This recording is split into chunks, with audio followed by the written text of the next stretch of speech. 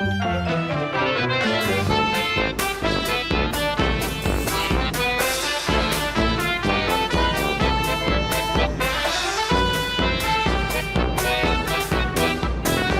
try to hide. I know you're in that closet. Did you see me go in the closet? No. Am I in the closet now? Thelma Todd came to Hollywood from Massachusetts after becoming Miss Massachusetts in 1925. She went to work for Hal Roach and met some of the greatest comedians of all time, including Harry Langdon and Laurel and Hardy. She collaborated on comedies with Zazu Pitts and Patsy Kelly, and she later worked with the Marx Brothers on a film. She was also a standout in drama, starring in the original adaptation of The Maltese Falcon and the crime drama Corsair. She had an affair with the director Roland West. They'd also bought a restaurant together as a business venture. The restaurant was popular, but it didn't make much money. One reason given for this was that it was being squeezed by the mob. Thelma had an affair with Lucky Lusano, who allegedly tried to persuade her to let him open a casino over her restaurant. Thelma had been married to Pat DeSicco, who was said to be a bit of a thug. Thelma received extortion notes in 1935, threatening to kill her unless she paid $10,000. The would-be extortionist was caught, but sadly, there was more darkness to come for Thelma before the year was out. On Saturday, December 15, 1935, Thelma went to a party hosted by Ida Lupino and her father. She was said to have gotten into an argument with her ex-boyfriend DeSicco at the party.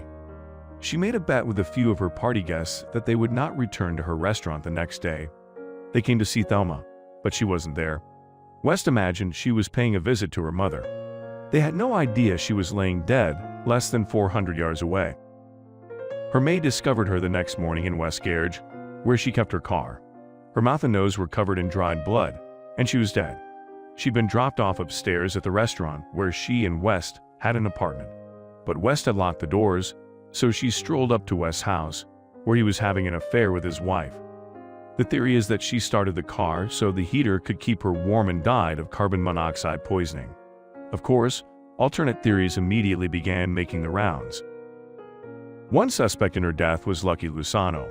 He had been known to beat her and had been trying to convince her to let him run an illegal casino above her restaurant in a scheme to take over the Hollywood studios. DeSicco, her ex-husband who had also beaten her, was also a suspect to both the police and the general population. Even her lover and partner West was thought by some to have been responsible, or to at least have known more than he let on. Maybe the sickest accusation I've seen was against her mother. The only evidence offered as proof of this charge is the rumor that her mom had mentioned building an expensive mansion before Thelma died, with the implication that the only way she could afford this would be through inheriting her daughter's fortune after she killed her. The death was the subject of a police inquiry and a grand jury investigation.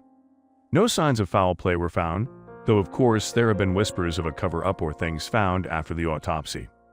Occam's razor would suggest that the police were correct, and that she died by accident while attempting to keep warm in a closed garage with a running automobile after being locked out of her building. No matter how it happened, it's one of the great tragedies of Hollywood. The film industry has lost a significant talent. You sing a high, huh? Yes, I have a falsetto voice. That's a funny. My last pupil, she got a false set of teeth.